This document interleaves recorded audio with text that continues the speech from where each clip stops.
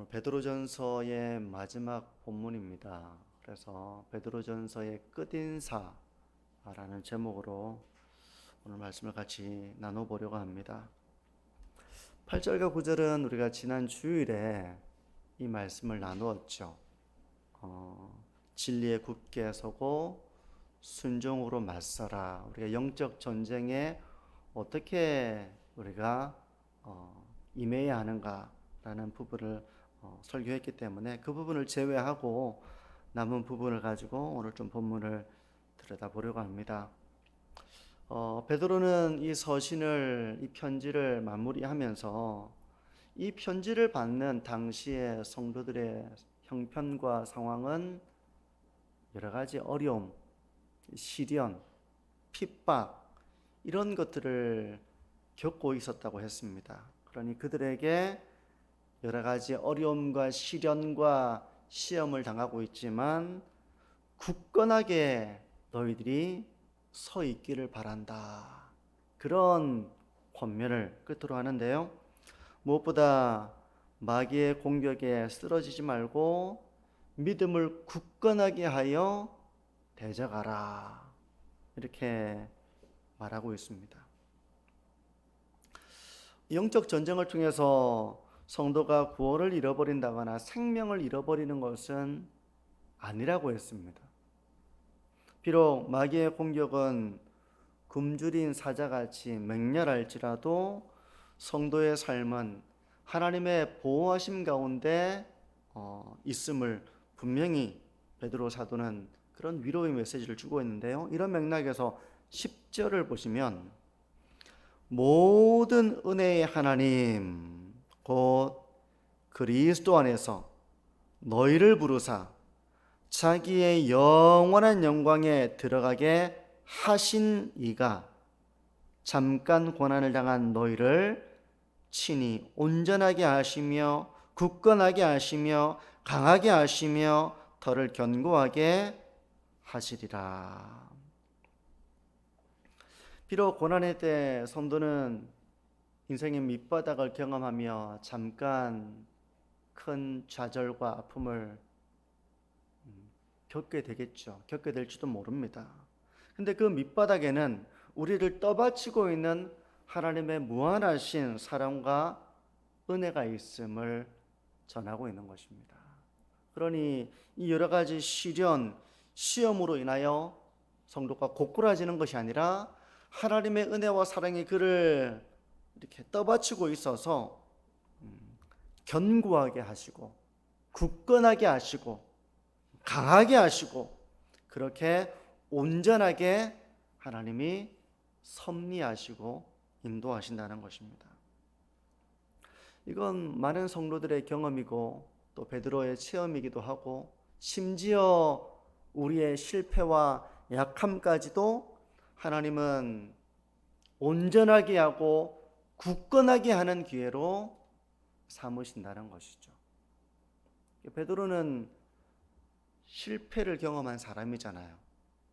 예수님을 3번 부인했던 그런 예수님의 제자 중 한 사람이었습니다.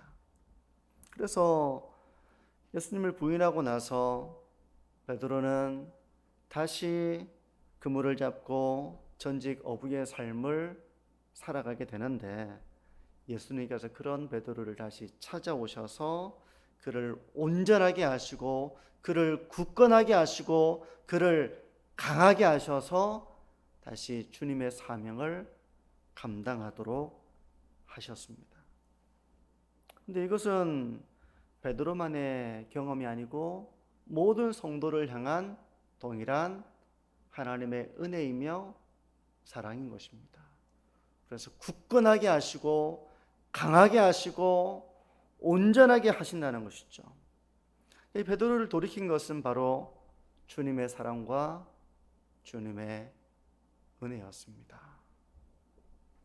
이처럼 성도는 하나님이 부르셨을 뿐만 아니라 하나님의 자녀로 부르셨을 뿐만 아니라 이미 영원한 영광에 들어가게 하셨다고 표현을 합니다. 우리의 입장에서는 아직 영원한 영광에 들어가지는 못했지만 하나님의 시간에서는, 하나님은 시간에 이렇게 예속되는 분이 아니기 때문에 시간이 흘러가며 건망증이 생기고, 시간이 흘러가며 약해지시고, 시간이 흘러가며 변하시고, 그런 분이 아니시고 하나님은 영원하신 분이기 때문에 하나님의 편에서는 이미 우리가 영원한 영광에 들어간 것이나 다름이 없는 것입니다. 왜냐하면 하나님은 이미 예정하셨고 그 예정을 따라서 실행하시고 끝내 그 약속을 신실하게 이루실 아버지시기 때문에 그런 것입니다. 그런 하나님은 성도가 나그네로 살아가는 이 땅의 삶 가운데 우리가 고난을 당하죠. 죄 많은 세상에서 우리가 고난이 없이 살아갈 수는 없습니다. 죄 많은 세상에서, 타락한 세상에서 온 피조물이 고통을 당하는 것처럼 우리도 고통을 겪습니다. 악인들에 의해서만 고통을 겪는다기보다는 이 세상을 살아가는 것 자체가 우리는 썩어짐의 몸을 가지고 살아가고 있고, 아직 우리는 성화의 완성을 이루지 못했기 때문에 우리의 연약함을 보고도 참 아픔을 겪기도 하고, 어떤 때는 악인들에 의해서 핍박과 고난을 당하기도 하며 우리는 시련을 겪기도 하는 것이 이 땅의 삶입니다. 하지만 하나님은 우리에게 고난당함을 허용하시되 시험당함을 허락지는 않으신다는 것입니다. 우리가 그것 때문에 넘어져 가지고 믿음을 잃어버린다거나 하나님의 사랑에서 끊어져 버린다거나 그렇게 하지 않으시고, 도리어 그 시련을 통해서 견고하게 하시고 온전하게 하시고 강하게 하시고, 그렇게 하나님의 주권적인 섭리 가운데 우리가 이 땅을 이겨나가도록 하신다는 것입니다. 그러니 사도가 말하는 것은 두려워하지 말고 하나님을, 신실하신 하나님을 바라보라, 그런 권면을 하고 있는 것이죠. 강력한 하나님의 섭리로 우리를 붙들고 계시니 그 하나님을 바라보며 너무 걱정하고 염려하고 두려워하고 그러지 말라는 것입니다. 물론 우리가 이 당시처럼 지금 우리는 박해를 당하고 신앙을 지키는 것 때문에 감옥에 가고 우리가 그러진 않지만 우리 이 땅을 살아가면서 물론 그런 일이 일어나지 않는다, 이런 보장은 없습니다. 그런 일을 우리도 겪을 수도 있겠죠. 하지만 우리가 이 땅을 살아가면서 성도 역시 걱정하는 것이 생기고 두려워하는 일이 생길 수 있잖아요. 우리 성도님들은 어떤 일로 걱정하시고 어떤 일로 두려워하십니까? 건강이 안 좋으면 걱정이 되겠죠. 저도 똑같습니다. 그리고 자녀들 일로 인해서 걱정할 때가 있겠죠. 나에 대해서는 그렇게 걱정 안 하더라도 자녀들을 생각하면 이런 염려하는 마음 때문에 기도가 절로 되기도 하고 그럴 수도 있겠죠. 때로는 우리의 삶의 형편이 어려움에 처해서 참 우리가 걱정하기도 하겠죠. 하지만 그런 모든 상황 속에서 하나님은 우리를 견고하게 하시고 온전하게 하시고 강하게 하시고 하나님의 섭리 가운데 우리를 지키시고 계신다는 사실을 굳게 붙잡고 믿음 가운데 굳건하고 하나님의 은혜 가운데 굳건하고 그렇게 신앙의 길을 걸어가야 한다, 그렇게 사도는 말하고 있는 것입니다. 어떻습니까? 지금 각자 한번 자기 신앙을 한번 돌아보시기를 바랍니다. 내가 지금 굳건한가? 굳건하다면 그 사람은 걱정할 거리가 있어도 그렇게 크게 걱정하지 않습니다. 물론 인간적으로는 걱정할 거리가 있겠죠. 하지만 그 걱정에 매몰돼서 불안하고 걱정하고 인간적으로 고민하고 인간적인 방편을 찾고 그렇게 하지 않고 인생의 문제를 우리가 무시할 수는 없겠지만 그런 일이 있으면 강력한 하나님의 섭리 가운데 나의 삶이 있으니 하나님의 뜻대로 저를 인도하여 주옵소서. 그러면서 신앙 안에서 하나님의 섭리의 품에 안겨서 하나님이 나를 견고하게 하시고 강하게 하시고 견고하게 하신다는 그 믿음에 굳게 서서 그 근심을 떨쳐내고 도리어 하나님을 신뢰하며 그 가운데서 쉼을 누리고 평화를 누리는 것입니다. 여러분, 주일이 바로 그런 안식의 날입니다. 우리가 주일날 오면 사실 쉬는 건 아니거든요. 저 같은 경우는 주일이 제일 바쁩니다. 제일 바빠요. 우리 성도님들도 주일이 아마 어떤 분들은 상당히 직장 가는 것보다 더 많은 일들을 하고 신경을 쓰시고 봉사를 하시고 그러실 겁니다. 아니, 이게 안식이 아닌데 주일이 더 피곤한데. 하지만 주일은 우리의 모든 두려움과 염려와 인간적인 생각에서 비롯되는 모든 나의 믿음 없음을 버리고 하나님의 은혜에 굳게 서고 하나님의 섭리의 품에 굳게 안겨서 그 가운데 내 영혼이 쉼을 누리는 그런 안식의 날이에요. 성도 여러분, 우리가 이런 하나님을 신뢰하면서 비록 내 삶이 여러 가지 시험과 어려움을 당하고 있을지라도 하나님이 나를 강하게 하시고 굳건하게 하시고 온전하게 하실 것을 바라보면서 믿음으로 두려움을 물리치고 염려를 물리치고 도리어 하나님의 섭리의 품에 안겨 평안과 안식을 누리시는 저와 우리 모든 성도님들이 되시기를 바랍니다. 그게 신앙입니다. 그게 진짜 실제적인 신앙입니다. 성령 안에 있는 사람이 누리는 의와 평강과 희락. 만약 우리가 주일을 지키고 봉사를 하고 뭐 해도 실제적인 성령 안에 이것이 없다면 그 사람은 신앙의 본질과 알맹이를 놓치고 사는 것이죠. 그러므로 성도 여러분, 우리가 살아가다 보면 걱정할 게 왜 안 생기겠습니까?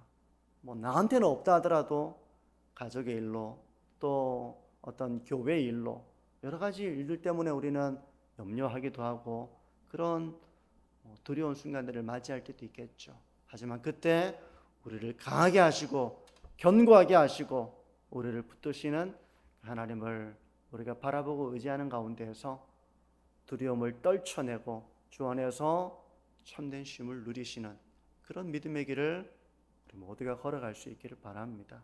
이게 첫 번째고요. 이제 두 번째는 마지막 인사 부분입니다. 12절에서 14절은 베드로의 마지막 인사입니다. 안부를 전하고 서로에게도 사랑의 입맞춤을 하며 무난할 것을 당부합니다. 그러면서 이 서신을 써서 보낸 이유가 바로 그들이 은혜에 굳게 서 있기를 바라는 그런 심정이라는 것을 말하는데요. 12절에서 14절을 한번 다시 보시면요.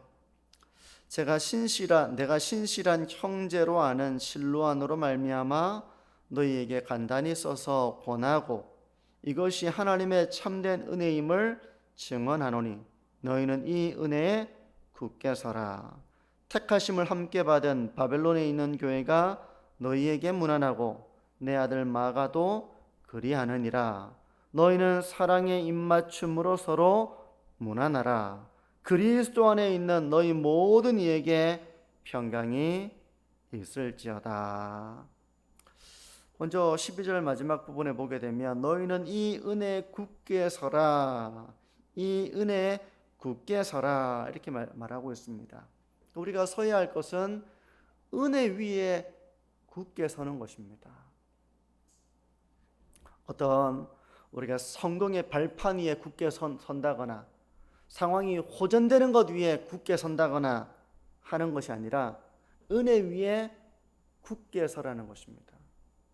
만약 우리가 성공이라는 발판 위에서만 굳게 설 수 있다면 시련과 어려움 위에서 어떻게 굳게 설 수 있겠습니까? 다 고꾸라집니다. 상황이 호전될 때만 우리가 예배할 수 있다면 호전되지 않는 상황 속에서는 예배할 수 없고 낙심하고 두려워하고 절망한다면 그거는 참된 예배자라고 말할 수 없겠죠. 정말 하나님을 신뢰하는 그런 믿음의 사람이라고 말할 수 없을 것입니다. 때문에 사도는 은혜 위에 굳게 서라 라고, 이 은혜에 굳게 서라 라고 말하고 있습니다. 이 은혜라고 하는 것은 바로 하나님의 사랑, 하나님의 보호하심, 하나님의 섭리하심, 이 가운데 그걸 굳게 믿고 은혜 위에 서라는 것입니다. 성도 여러분, 우리도 이 은혜 위에 굳게 서기를 바랍니다. 우리가 신앙생활을 하다 보면 어려운 일이 반드시 생기죠. 한번 생기고 지나가는 것으로 끝나지 않고 우리가 하나님 부르시는 그날까지 우리는 마치 산을 넘는 것처럼 이 봉우리를 오르고 또 저 봉우리를 오르고, 그렇게 우리가 신앙의 길을 걸어갈 것입니다. 그 가운데는 많은 고단함과 피곤함과 상함과 어려움들이 참 많을 거예요. 근데 그때마다 우리가 은혜 위에 굳게 서지 않으면 우리는 넘어집니다. 견디지 못합니다. 버티지를 못합니다. 감당할 수가 없습니다. 주님의 일을. 그러므로 우리가 어떤 성공이나 어떤 호전된 상황이나 이런 데서만 우리가 선다면, 상황이 바뀌어서 어려워지면 그 사람은 못합니다. 그 사람은 멈춥니다. 그 사람은 고꾸라집니다. 그러면 주의 일을, 믿음의 길을 제대로 걸어갈 수가 없습니다. 상황이 호전되지 않는다 할지라도, 때로는 어려움 가운데 있다 할지라도, 우리의 사역이 역경을 맞이한다 할지라도, 우리의 신앙의 걸음 가운데 많은 방해와 어려움이 있다 할지라도, 우리가 은혜 위에 굳게 서면 우리가 든든히 견디고 이기고, 그 가운데 하나님은 우리를 온전하게 하시고 강하게 하시는 복을 우리가 누릴 수 있게 되는 것입니다. 그러므로 성도 여러분, 은혜 위에 굳게 서서 모든 어려움들을 이겨나가시고 하나님의 사랑으로 넉넉히 이겨나가시는 모든 성도님들이 되시기를 축복합니다. 끝으로 소개되는 이름 중에 마가라는 이름이 눈에 띄는데요, 13절에 내 아들 마가라고 베드로는 마가를 소개합니다. 마가는 어떤 인물입니까? 마가는 바울이 바나바와 제1차 전도 여행을 할 때 그는 어떤 이유에서인지는 모르지만 그 선교 여정에서 이탈했던 사람이었습니다. 그대로 치면 탈영병 같은 존재, 탈영병. 그러니까 진영에서 이제 같이 전투를 해야 되는데 두려워서 탈영한 병사처럼 그렇게 그 선교 여행을 감당하지 못하고 이탈했던 사람이었거든요. 이 때문에 바울과 바나바가 심히 다퉜다고 성경은 말씀합니다. 마가 때문에 심히 다투었다고 말씀을 합니다. 그래서 나중에는 바울과 바나바가 결국 각각 전도여행을 떠나게 된 계기가 되기도 했습니다. 근데 그랬던 이 마가가 지금은 어떤 존재가 되겠습니까? 내 아들 마가. 이건 실제 베드로가 아버지라는 의미는 아니고요, 이 베드로의 영적인 아들이 되어 있다는 것입니다. 그러니까 이전에는 주일을 하다가 떠나버렸던 그런 인물이었다면, 이제는 베드로 곁에서 베드로를 든든히 이렇게 동력하는 그런 영적인 아들과 같은 존재가 되어 있었다는 것입니다. 결국 하나님의 은혜는 그를 도망자에서 다시 복음의 일꾼으로 그를 세우신 것이죠. 그러니 저는 이 말씀을 통해서 우리 가운데, 은혜 가운데 강건하지 못한 사람도 얼마든지 있을 것입니다. 은혜 가운데 강건한 사람도 있지만 강건하지 못해서 마가와 같이 이탈하고 주저앉고 그런 사람도 얼마든지 생길 수 있겠죠. 하지만 그게 그 사람의 꼬리표가 되지는 않아야 할 것입니다. 한 번의 실수, 또 우리가 그런 실패를 경험한다 할지라도 언젠가 하나님께서 그를 다시 강건하게 하시고 그를 온전하게 하시고 그가 터가 견고하게 하신다면 그 도망자 마가가 베드로에게는 영적인 아들과 같은 존재가 되었던 것처럼 또 귀한 하나님 나라의 일꾼이 될 수 있는 것입니다. 우리가 이런 하나님의 역사를 바라보면서 사랑의 입맞춤으로 서로를 문안하는, 비록 서로의 우리가 같이 신앙생활 하면 서로를 잘 알잖아요. 잘 압니다. 그 사람의 장점도 알고 그 사람의 약점도 알고 잘 알 겁니다. 하지만 그럼에도 사랑으로 서로 입맞춤하며 서로를 격려하며 그 영혼을 품어주며 함께 믿음의 길을 걸어가는 우리 만천중앙교회가 되어지기를 소망합니다. 제 말씀을 정리합니다. 베드로가 고면했던 것처럼 저도 우리 성도님들에게 우리가 같이 이 말씀을 붙잡기를 원하는 것은 믿음을 굳건하게 하여 우리가 악한 영들과의 싸움을 싸워 나가야 한다는 것입니다. 이번 한 주 동안 어떻게 지내고 계십니까? 영적인 싸움을 잘 하고 계십니까? 아니면 이 설교를 듣기 이전처럼 그냥 별 생각 없이 살아가는 모습인지, 아니면 내가 믿음을 굳건하게 하여 마귀를 되적여야 되겠구나, 마귀가 나에게 어떻게 공격을 해오는지 내가 믿음 위에 굳게 서야 하겠구나, 이런 믿음을 가지고 믿음의 싸움을 잘 싸워 나가고 있는지, 죄를 물리치며 그런 신령한 자의 삶을 살아가고 있는지 한번 자기 자신을 한번 점검해 보시길 바랍니다. 우리가 이 땅을 살아가면서 여러 가지 어려움을 당하지만 그것 때문에 걱정하거나 두려워하지 말고, 내 몸이 이상하구나, 내 자녀들의 삶이 좀 이렇게 좀 성공의 발판 위에 섰으면 좋겠는데, 배우자를 위해서, 교회를 위해서, 내가 맡고 있는 일을 위해서 우리는 사실 이런 걱정을 하기 쉽잖아요. 하지만 그런 걱정과 두려움이 아니라 은혜 위에 굳게 서서 하나님을 신뢰하고 나를 온전케 하시고 강하게 하시고 나를 붙잡아 주시는 그 하나님의 은혜 가운데서 도리어 걱정과 두려움이 아니라 의와 평강과 희락을 누리며 이 신앙의 길을 잘 걸어가시는 저와 우리 모든 성도님들이 되시기를 축복합니다.